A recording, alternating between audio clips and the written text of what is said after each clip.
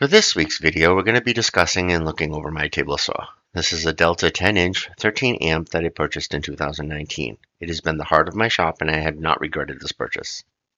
I was a little surprised to find that Lowe's still carries this series. It appears as online only and retails at around $600. I'll include a link in the description. Now there are a lot of types of table saws out there, all in different varieties and names, and I'm not going to get caught up in the debate. For this purpose, I'm calling mine a table saw, and we're going to go ahead and leave it at that. Let's go ahead and break down the table saw into its components. The throat plate and the blade, the cast iron center table, the left and right miter slots,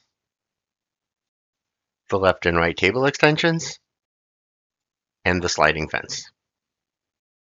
On the front of the saw, we have the power switch, the blade height wheel used to raise and lower the blade, and the bevel angle indicator. On the right side, we have the bevel angle wheel used for angling the blade. We also have the spindle for extra blade storage and where to store the blade wrench. On the left side, we have some storage arms to store the miter fence or just some extra storage. On the back, we have the sawdust exhaust port, which I have plugged into my shop vac. I also have a dedicated breaker just for my table saw. I recommend it, but it's not a necessity. Here we have a zero clearance throat plate, which keeps the blade safe and my fingers as well when the saw is not in use. I highly recommend a zero clearance plate instead of the factory one. The smaller blade channel provides cleaner cuts. Be sure to look for the shop on Etsy. They create wonderful products.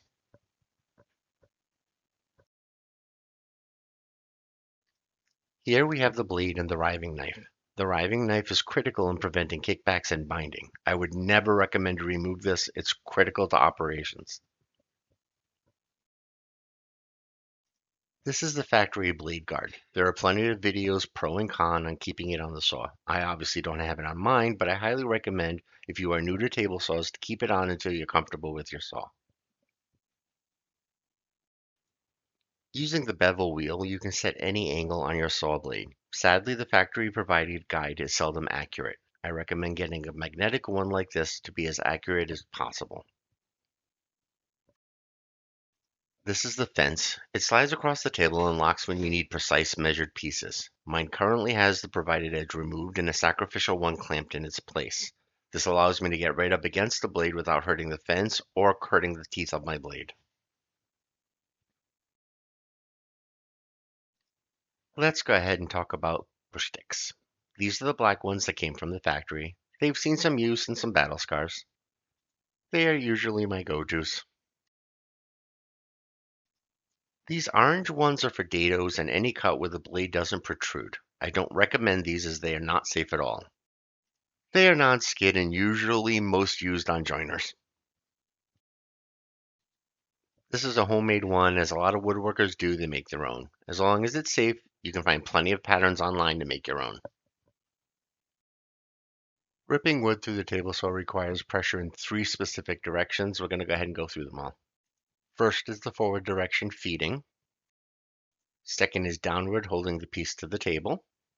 And lastly, side pressure, which holds the piece against the fence. Just make sure that all of your cuts are accurate. Using all 3 gives you great cuts and keeps you safe. This is a featherboard. The purpose of a featherboard is to apply pressure against a workpiece, keeping it flat against the fence.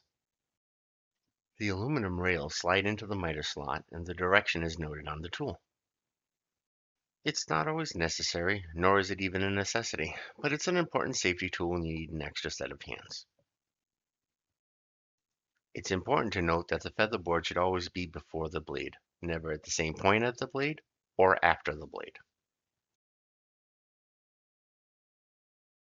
Let's take a look at the fence and at measuring. The fence comes with a built-in measuring tool, but sometimes it can slip out of alignment, and most woodworkers prefer a good tape measure. It's important to always measure from the inside of the fence to the inside of the blade. If you measure to the outside of the blade, you'll always come up a little bit short. Making the first cut. Always make sure the workpiece and your push sticks are within arm's reach and away from the table saw blade.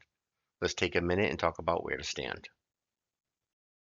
You should always be standing directly to the left of the blade, never in front of it. Unless, of course, you like to get gut punched by flying lumber. Once you've gone ahead and triple checked your pieces, your tools, make sure you aren't wearing anything that could fall up into the blade or get caught up in it. Once you feel you're ready to go ahead and start the saw and take your position. As you're feeding the piece through, make sure to keep in mind of all the pressure areas we were talking about earlier. When it's no longer safe to keep your hands on the piece, go ahead and grab your push sticks, push it all the way through, and make sure that both pieces are clear of the blade. Turn off the saw and you're ready to go. Just make sure to wait for the blade to stop before you start reaching for those pieces.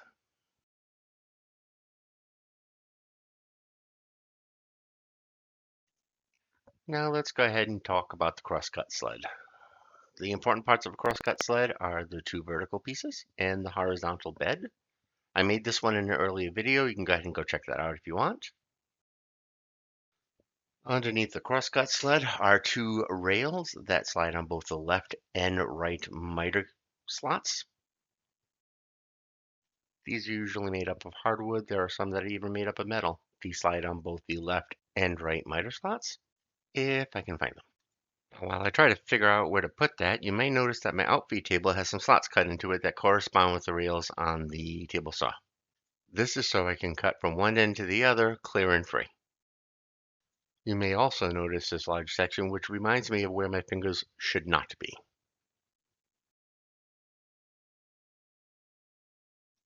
This is the factory provided miter fence. It's pretty heavy, seems pretty durable. It doesn't come with a fence, but you can easily add one with some scrap wood using the screw holes that the factory provides for you. The purpose is to cut angle pieces like 45 degrees for frames, etc., and any other miscellaneous angles. If you have a chop saw, this functionality is a little redundant, but it's nice to have it if you need it. To set the miter, you unscrew the handle, push down on the tab, and slide it to the appropriate angle you need. Then lock it back into position and you're ready to go.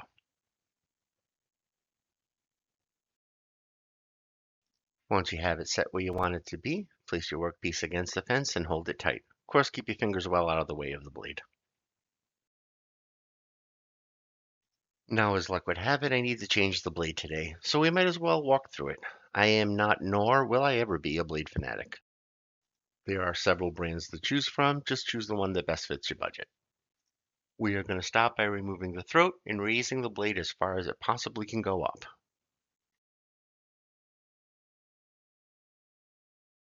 Once you have that blade all the way up, let's take a look inside. Inside you have the blade lock.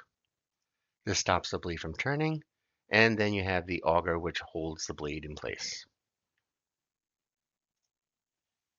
I'm going to stop by pushing in the blade lock and turning the blade until it completely engages. This locks the blade solid, and now I can use the wrench to take off the nut and the auger washer. Be very careful when pulling these off or unscrewing them because you don't want to lose one in the saw. I've done it a few times. It is not fun to go and find it. Once it's off, go ahead and remove the blade and grab the new one. When putting the new blade on, be sure to keep the blade teeth facing you unless you specifically want a really expensive woodchucker.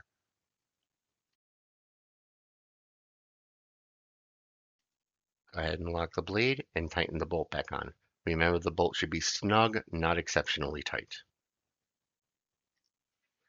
Now, the last thing I want to talk about in this video is a dado blade set. Sometimes it's necessary to cut grooves or channels in wood, and sometimes you need it to be thicker than the original 1/8 inch thickness of the blade. A dado lets you stack blades until you reach the desired width and make one single pass on your table saw rather than multiple. You attach these the same way you would attach a single blade. Again, a dado set is not a necessity, but it's nice to have if you want to keep an eye out for one. Well, that's all I got for this video. Please add any comments or suggestions below, and as always, remember to like and subscribe. Thank you guys.